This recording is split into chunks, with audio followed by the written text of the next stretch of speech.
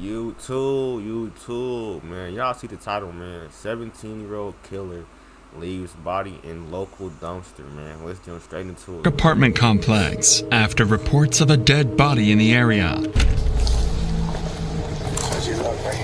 Lying next to the dumpster is a body with multiple stab wounds so brutally beaten that it's nearly unrecognizable. You have a good face shot of the guy? Not a good face shot, because it's like That's why I was associated. Officers immediately suspected that one of the tenants in the complex was the killer, but they would be horribly wrong. There was like blood all over the ground by the dumpster, and that his head looked like a smashed watermelon. Beat the fuck out of him and then stabbed him in the head. That's when he started getting him. He hit him a couple of times and then stomped him a couple of times. A violent, unpredictable teen killer was on the loose, and police needed to find him before he murders again. Step out of the apartment now. You are surrounded. Doors open. Police department!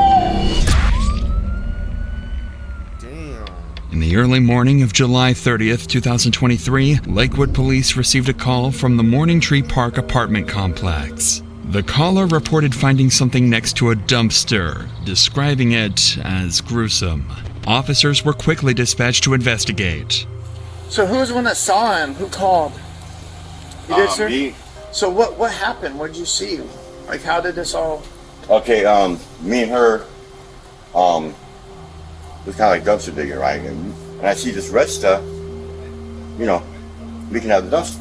So I went in there, and I see his body in there. While dumpster diving, Ted had come across blood leaking out from under the dumpster. When he looked inside, he found an elderly man lying lifeless, bloodied and beaten until his face was no longer recognizable. Officers now needed to identify both the victim and the person responsible. Fortunately, there was someone at the complex who could help them with the former. So... I see his blood. Yeah, so I'm just trying to figure out if you might... Sounds like that he's one of your residents. I can look. This is Ryan, the apartment complex manager, and he's going to be vital in finding out who the victim actually is. Because we don't have an ID, right? No, we don't. Okay, so let's... That's not the better deal. For now. So we recognize this guy? Obviously, it's not the best picture, but... You think you know who he is? Possibly. If I can see the picture again, it'd be better to identify now. How about you just give me the name, I can bring up DOL. He wouldn't be in there. What's that? He wouldn't be in there. Well, I'm sure he'll have some kind of ID. No, You don't think so? absolutely not. Never? No. Okay. He's a really nice guy, actually, though. I mean, I had a relationship with him. We were like friend-wise. You don't even trust like anybody with like social security cards or anything. He won't sign a lease. So he'd probably be about 63, 65, somewhere in there. He's partially African American, but he's really light skinned. Skinny, tall. Yes. Skinny. Yeah. Yeah, that could be Leonard. What's his last name? And we're working on that right now. Well, they're turning their computers on right now, right? You want to come with me? I can just give you a key. I'll give you a ride over there and ride back if you want. No. We'll drive over there to go check on him. But yeah, but she's still trying to pull the data. Yeah, but I can pull a key for you and she'll get that. Yep, we'll go check on him. So All right. A9, I will meet you over there. I'll meet you. Yeah. The officers finally had a name, Leonard, but that doesn't solve their biggest problem. According to the manager, Leonard suffered from extreme paranoia and refused to have any form of identification associated with the government. Without proper identification, the investigation would soon become a lot more challenging. Still, officers would search their system, hoping something might come up. Find it. I found a couple. I was going to start running them for... Any DOL or prior bookings or anything? There's bookings. That's 2019. okay. Now he's dealing with crap too. Okay, we're gonna go to A9 and see if this guy's there. Okay. So Megan, no, do you mind talking to my partner? He's the one that's primary. Okay. We're gonna go check that apartment that you gave us. Make sure there's no one in there. But if you want to sit down and hang out. Okay. While officers continued searching the database for possible matches, others went to check the supposed victim's apartment. And with help from the manager, they quickly got the key. With Covex.com, military, first...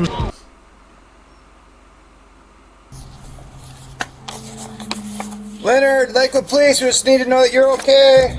If you want to, we'll just announce for Leonard. Yep. I could yell for him. Well, both can. Go ahead. Hey, Leonard! Leonard! If you're in here, let us know.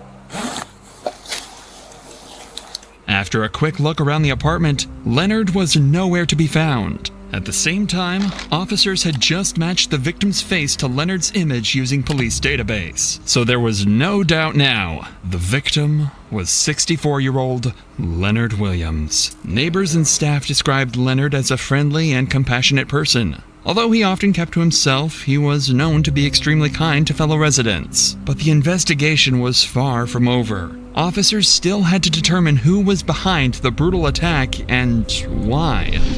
Back at the scene, one officer had discovered some crucial evidence that would bring the police one step closer to the killer. Okay, so if you walk that way, and actually, obviously it's dark at that hour, but if you walk that route that you just said, and somebody happened to shine their lights into the dumpster area, you would see him laying there. Was there any trash outside of the dumpster area, the path that you guys would have walked? This officer just picked up on something crucial. The area around the dumpster was extremely messy, and blood was leaking from it. Any person would have easily spotted that, let alone an officer. Turns out, just 12 hours earlier, police had been dispatched to that same apartment complex on a noise disturbance complaint. The call was made around 8 p.m., and the responding officer's dash cam shows him returning to his vehicle by walking through the side path, the exact one that leads up to the dumpster where Leonard was found. The officer didn't notice any leaking blood or hear suspicious commotion, which means that whatever had occurred had happened after the officer left. From this, the timeline of the murder was vastly narrowed. But more importantly, the disturbance call that the officer responded to had been made about a group of teenagers from the apartment complex unit J54. According to the manager, this group was well known for partying several days of the week and not paying their rent on time. However, little did they know that the police would catch on to what they were doing at last night's party and why there was a dead body just a few feet away from their apartment. As this was the only lead that police had, a search warrant for Unit J54 was issued, and officers quickly arrived at the residence looking for any signs of foul play. Get the manager. Oh, here we go. Hey, Brittany, Lakewood Police. Anybody else inside here with you? Six let's scoot over here for a second, okay? Who's all in here with you? Just me and two people. Where are they at? I don't really know. What are their names? Jaden. Jaden and who? Jaden and Ty. Jaden and Ty, come on out. Come on out. Ty, come on out, Lakewood Police. Where's he at? He was to the corner store. What's that? He went to the corner store. You went to the corner store? When officers arrived, Alina and Jaden were found inside the apartment. One of the teens, named Ty, seemed to have fled when officers arrived, and was nowhere to be found in the unit. His friends claimed he went to the corner store to buy some snacks, but officers would soon discover that was a complete lie. For now, though, officers decided to interview the group, unaware one of them was about to confess to the gruesome details of Leonard's murder. But before we continue, life can change in an instant. That's what happened in November 2021, when a father of two was tragically shot and killed while attending a pop-up party held at an Orlando business complex that lacked proper security. His grieving family needed help fighting for accountability, facing powerful property owners. They turned to the sponsors of today's video, Morgan & Morgan. Their experienced attorneys fought hard and sought to interview the teens who remained in the apartment, suspecting they know more than they've let on. Ignite the fairway. With Fireball. Yep. Do you know why we're here? Yeah. You're not. So I'll make it clear to you. You're not in trouble right now, but you're a witness to something, and so we need to talk about that. Okay? I wasn't. I got video. You can say I was a witness, and I understand, but when I heard what he did, I did not walk down the stairs for a reason. What did you hear that he did? I heard that he beat up this dude for really no reason. He said that the homeless guy stepped to him, or the homeless guy asked for a cigarette or shit. Yeah. How well do you know him? Chubbs. Yeah. I've known him for like a month. So, did you know what happened here the other night? Yeah, what happened? Tell me a little bit about it. Chubbs had a little incident. I can't. You gotta. Chubbs had a little incident. Yeah. What was Chubbs' incident? By the garbage can. Yeah. You don't know? Well, I know what happened already. Okay. Chubbs just would get mad and people would say that he would do it, he wouldn't do it, and he'd just go on into do it. But So Chubbs definitely had an angry problem. yeah, when he's drunk, he would get very violent. Okay. He would be very unhappy. The next thing you know, Chubbs flies open the door and he looks at me and he's got this smile on his face. He's like, I'm so sorry that I did something really bad and I made a big mistake and I really didn't mean to do it. And I go, what'd you do? And that's when his smile completely shut off. So I think he realized, like, he really just took something fine. And he's like, I killed somebody outside. Did he tell you how he killed him? How did he? He beat the fuck out of him and then stabbed him in the throat. This guy is laying down on the side of his face, like against this way. Mm-hmm. All you see is him, Chubbs is like down on the ground recording him, and then just starts kicking him like it's a joke. With these two new crucial statements, police now had two suspects at large, Chubbs and Ty, with their primary focus being on 17-year-old Brody Chubbs Brownell. According to Alina, Brody had 2 bottles of tequila and was also high on marijuana the previous night. To make matters worse, he had a reputation for getting violent when drunk. At some point, he briefly stepped outside the apartment and happened to cross paths with Leonard in the parking lot. Leonard may have confronted him about the loud music, or, given his paranoia, he might have simply been talking to himself. Either way, Brody likely saw him as an easy target, and Leonard became the victim of his violent outburst. Alina was also the first to mention something even more disturbing. Brody had recorded the entire thing on Snapchat. He filmed himself beating and stabbing Leonard to death, then sent the video to friends at the party. With Brody as their prime suspect, officers remained on high alert, going so far as to request air support and search for him. In the meantime, police were notified about a male who was running around the Morning Tree complex. He was identified to be Trey Crystal, or Ty, the one who fled from Alina's apartment when the officers had arrived with the search warrant. Shortly after confirming his identity, he agreed to speak with detectives. Detectives needed to determine whether Ty had played any role in the murder, and if he knew where Brody was hiding. Just tell me a story. Just take me from the beginning to the end. What happened that night? Yeah, he ended up really drunk, and then he was like trying to fight everyone at the party, but no one would fight him because either they would win and then he was like backing down or stuff like that. Okay. So he couldn't fight anyone there, and so he went outside all mad. And then there was this homeless dude or whoever it was walking by, and then he was like, "Oh, keep stepping, keep walking." And then the homeless dude was like, "All right," and then he was like just walking away. And then Chubbs just started getting mad and then just like ran up on him and punched him. And then he just started stomping on him.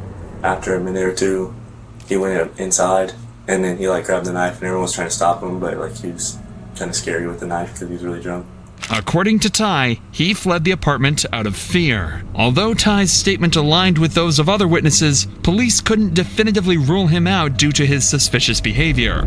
But for now, their priority was finding Brody. While the search was still ongoing, officers interviewed everyone who knew Brody to find out where he might have fled, including 2 of his best friends, Miguel Ventura and Dakota Johnson. I ended up going, basically there was a party posted up that was over at one of our female friends' Britt's house, and eventually Chubbs, I guess he stormed outside. He got really upset. He was drinking 1800 at the time, like type of tequila. There was someone standing by the garbage cans, and he got really angry at him because I think they were staring at him. He just got closer to him, and I think the dude yelled something at him, and then he just started swinging on him. I get down the stairs, and then that's when he started getting him. He hit him a couple of times and then stomped him a couple of times, and by that point, like it was too much. Like it was just a lot. I grabbed him by his chest and everything. I tried to pull him, Was there anybody else that was hitting the guy? Was there anybody else kicking him, hitting him, punching, stomp him? And you had text messages with him shortly after. Can you kind of explain to me about those text messages? It was like the day after he had done it. Okay. He did coke and he beat the crap out of this guy and killed him and stabbed him in the neck. And then there was like blood all over the ground by the dumpster, and that his head looked like a smashed watermelon. He told me that he tried to put him in the trash. Like, what the fuck? Dad sitting there like, bro, was like, what the fuck? Oh, bro, like, bro, who the fuck is she hanging out with, bro? What the fuck? Him in the neck, and then there was like blood all over the ground by the dumpster, and that his head looked like a smashed watermelon. He told me that he tried to put him in the trash can himself, but he couldn't do it, so that's why he stabbed him in the neck. While officers continued interviewing witnesses, Brody had just been located hiding in his family home 40 minutes away in the city of Yelm. A SWAT team quickly descended on the residence, ready to take Brody down if he made any wrong move. It's the flavors, the aroma. All right, hey, you three, if there's people milling around up front, we're going to detain them right off the bat, so be ready to go hands as soon as they move up. They run or we're letting them run? Yeah. All right, we're capped. Bat team's rolling up.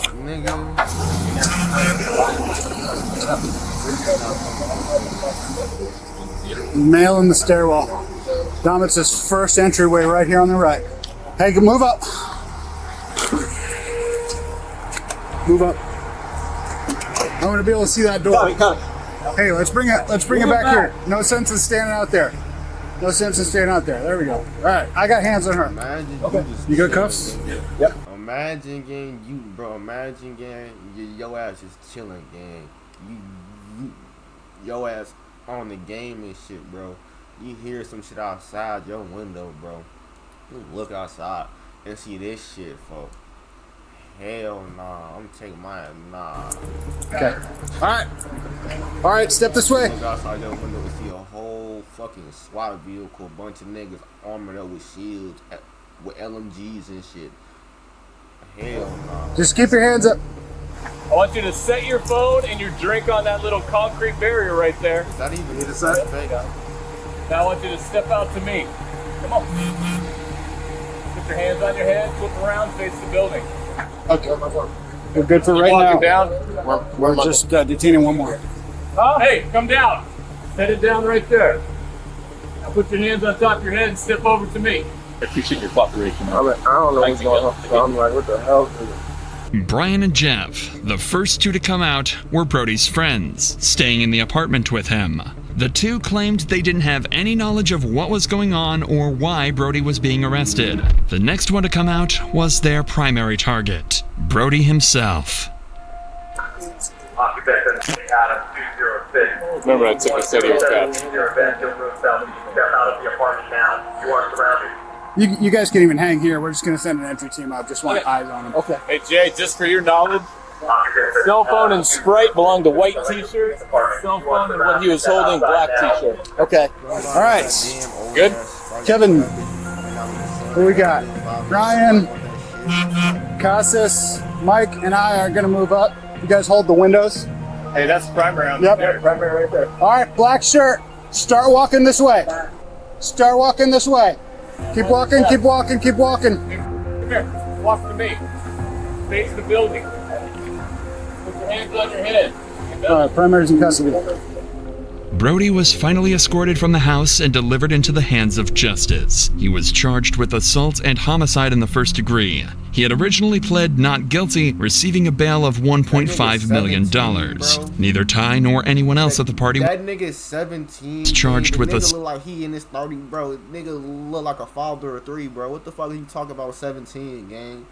Did this nigga 17, gang? Assault and homicide in the first degree. He had originally pled not guilty, receiving a bail of $1.5 million. Neither Ty nor anyone else at the party was charged, as the Snapchat video clearly shows that Brody acted alone, consistent with witness statements. Although the exact motive for the murder remains unclear, Brody's extreme intoxication and well-documented issues with aggression led to the tragic death of a kind and gentle person. Following his initial hearing, Brody returned to court and changed his plea to guilty. He received the maximum sentence of 25 years in prison. Damn. I tried. YouTube, man. That's it for that video, man. I'll catch y'all on the next video, man. Peace.